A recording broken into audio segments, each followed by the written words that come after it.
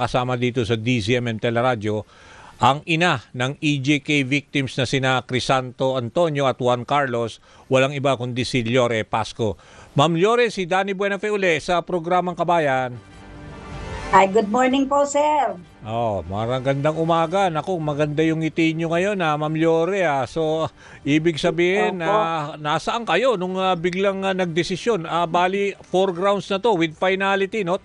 Hindi na pwede i-challenge to sa court, Ma'am Llore. Yes po. Nagkaroon po kami kahapon ng group watch sa UP po. Okay. Tapos pero maikli lang naman yung naging di ba? Yung pagbabasa nung desisyon. Mga ilang kayo nandun sa UP nung mga nanonood kayo? Kasama niyo ba yung mga abogado niyo ron?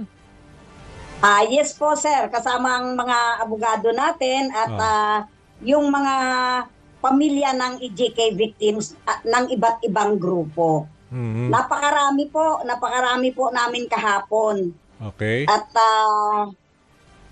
hindi pa nag-uumpisa, sobrang kinabahan na po kami. Yung parang pigil yung hininga, ganon. Oo. Ganon Sino po. mga kasama niyong abogado? Nandun ba sila, boss, si Congressman Neri? Sila Cristina Conti? Sino ba in particular? Si Conti. Saka nandoon. si Atty. Nery Colmenares po. Okay. Saka si Atty. Jojo Macanilaw po. Okay. Lacanilaw. Okay. So, bali, anong naging overall sentiment? Nagkaiyakan ba? Paano ang naging ninyo? Parang namumuong damdamin nung time na yun. Yes po. Naku po, sir. Talagang nung in-announce na po ni Judge, ni Judge Carranza po yun eh. Yes. In-announce na po niya na rejected all the 4 appeals of Yung 4 grounds. Kaufman. Tama. Yes po. Naku, talagang hindi naman mapigil yung pag-iyak eh. Kaya ako, kasi may dala akong placard. Ano po yun? Tinakpan ko po ng yung mata ko kasi talagang nakakaiyak naman po talaga. Kasi sobra pong saya dahil sa tagal po ng aming paghihintay at yun nga po, di ba nag-confirmation of charges na. Yes. Tapos may apila na naman kaya talagang kabang-kaba kami dahil sabi namin, akala namin yun na yung pinaka-pinali. Yung pala, mayroon pang apila. Pero awa ng Panginoon po talagang pumabor sa mga biktima ang desisyon. Kaya sobra kami pong hindi nga po may paliwanag kung paano yung aming saya eh. May pagluha dahil sa sobrang paghihintay, ito na.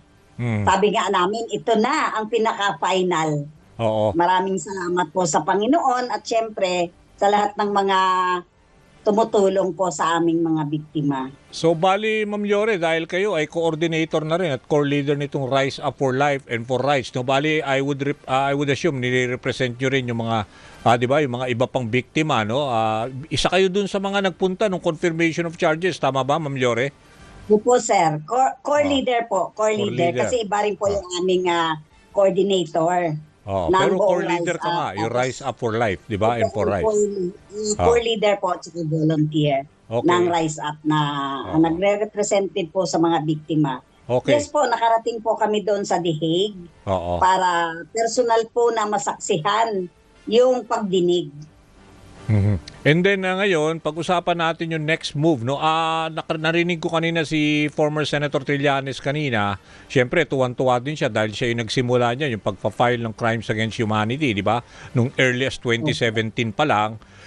Sabi niya, ang ulinigan niya at probably by next week ay posibleng lumabas na ang, let's say, date kung kailan yung full trial at saka yung ma-confirm na nga yung charges. So, ito talagang next phase na ho ito. Wala na yung usapin sa jurisdiction. So, ibig sabihin, yun din ba ang sabi sa inyo ng mga lawyers nyo na anytime next week ay meron ng, let's say, date or schedule nung full trial? Hopefully po, kasi ang binigay naman ng ICC pre-trial chamber na date ay 60 days. Ibig sabihin 2 months po. Okay. Bago magkaroon ng ito po ng trial. Oo. Pero yung 2 months na yun, from the time na yung confirmation of charges, matagal na ho yung nakaraan. No? So ang sabi nga nila, baka until the end of this month. So yun din ba ang parang binibigay sa inyo na na advice na nila Congressman Colmenares? Sana po.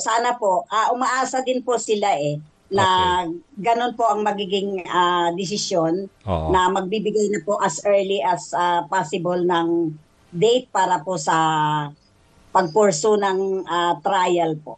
Okay. Ulit-ulitin lang natin para dun sa mga hindi masyado nakakilala sa inyo. Bali, 2 ho anak nyo, 'di ba? Ang supposedly naging biktima ho nitong extrajudicial killings yung security guard na si Crisanto, isang 34-year-old time na namatay siya actually namatay sila nung 2017, May 2017 at yung isang yung anak si Juan Carlos na 31 years old na contractual worker ho sa isang power utility. Paki-ano lang nyo, paki-confirm at saka ikwento nyo uli para dun sa mga hindi masyado nakakalam ng background. Well, opo, totoo po yung 2 kong anak, si Crisanto isang security guard po, 34 years old at may pamilya, may 4 na anak po. At itong si Juan Carlos ay 31 years old at binata po siya. Sila po ay pinaslang noong May 12, 2017. So, ibig sabihin po ay 9 years na po na nakalipas. Pero andito po kami, lumalaban at sa wakas po ay ito na.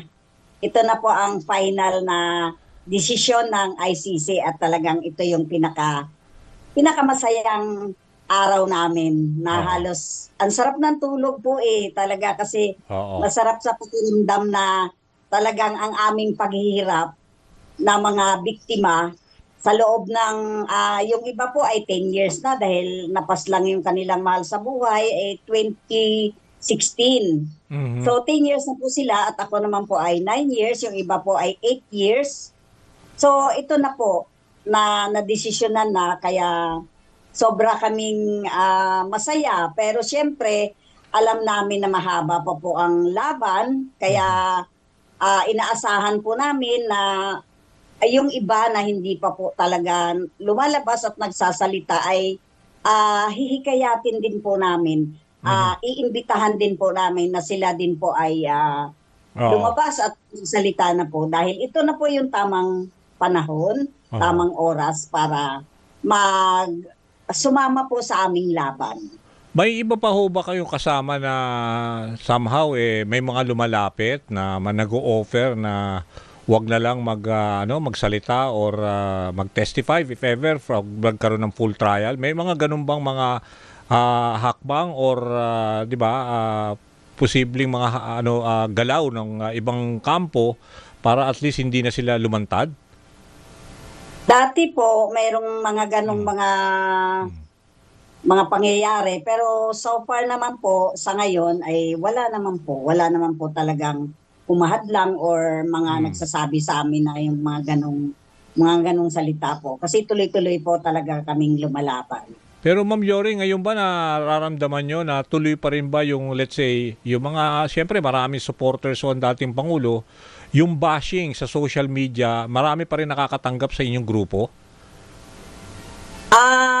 Nung nakaraan po na February yun yung kami po ay nanggaling sa Dihig at kahit nandun pa kami sa Dihig, napakarami po. Mayroon pa nga pong personal talaga kaya nga nag-ingat na po ako at syempre kumbaga iniiwasan na lang po namin yan. Hindi na lang po namin sila pinapansin dahil alam naman namin kung ano yung totoo Hinahayaan na lang po namin sila yan. Pero, siyempre, nakaano na po yan na-report na rin po namin yan sa mga attorney. Bali ngayon, kung mag-push through na and very likely, matutuloy naman talaga itong full trial, inaantay na lang natin kung kailan, kayo ho ba naabisuhan na if ever ay pupunta uli kayo sa Dihig at para talaga pakinggan na dun sa paglilitis mismo dyan sa kaso ng EJK? Sa ngayon sir ay wala pa naman ding advice pero siguro sa darating hindi po namin alam kung ano pa yung susunod na pangyayari. At kung sakali na mabigyan ulit po ng pagkakataon ay very willing naman po ako na pumunta kung may tutulong po ulit. Okay. Sige, Ma'am Lore, salamat uli sa at good luck na lang dun sa sana magkaroon na nga ng desisyon. At saka ayun na nga, abangan natin itong mga susunod na araw dahil posible nga na maglabas na sila ng takdang schedule para dun sa full trial. Maraming salamat, Ma'am Lore, sa ibinahagi nyo ngayong umaga. Maraming salamat din po, Sir Danny, sa pagbibigay ulit ng pagkakataon upang marinig ulit ang aming mga boses ng mga biktima. Maraming salamat po ulit at mabuhay po kayo. Okay, maraming salamat din ho. Yan ho si Ma'am Lore Pasco. Siya ho ang ina ng EJK victims na sina Crisanto Antonio at Juan Carlos na namatay noong May 12, 2017. So ibig